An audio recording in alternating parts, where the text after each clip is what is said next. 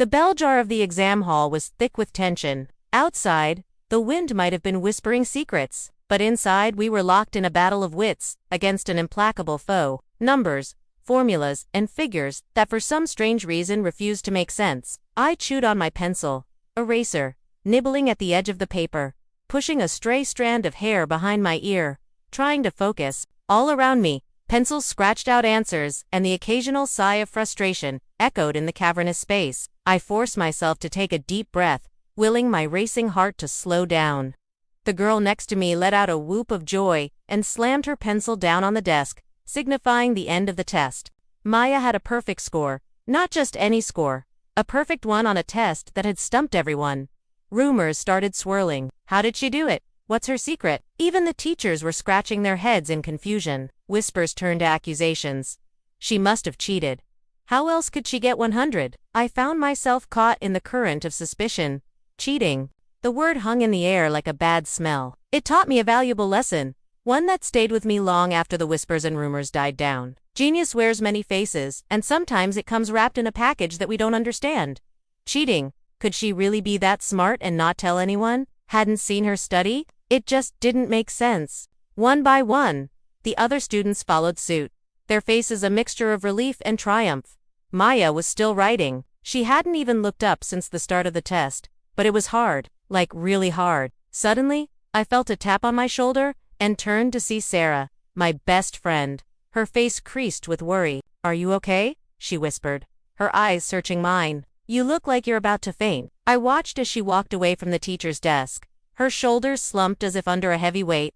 I don't remember much after that. The principal's stern face, his questions, my confused replies. Everything faded away into a hum. As I stared at the wall, my mind screaming at me to snap out of it, I managed a weak smile. "I'm fine," I lied, hoping she wouldn't push it further. She had faced the music and come out the other side, stronger and vindicated. In that moment, I realized the gravity of what had happened. We had judged her, accused her, doubted her without truly understanding.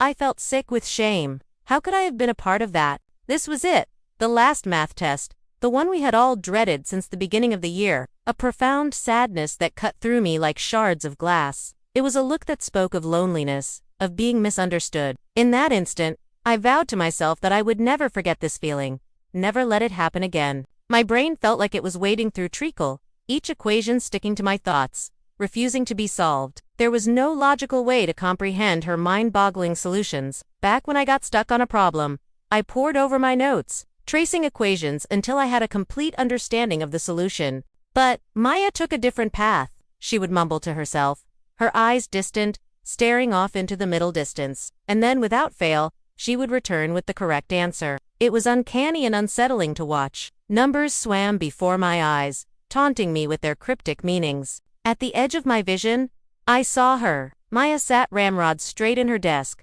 her dark hair framing a face that was inches away from the paper. Her brow was furrowed in concentration, her lips moving slightly as if in prayer. My heart lurched. Was she doing that weird math thing again? You know, the one where she mumbled to herself and suddenly got the right answer? The very sight of her sent a shiver down my spine. We were in the same class. I knew that much, and I knew too, that she was brilliant.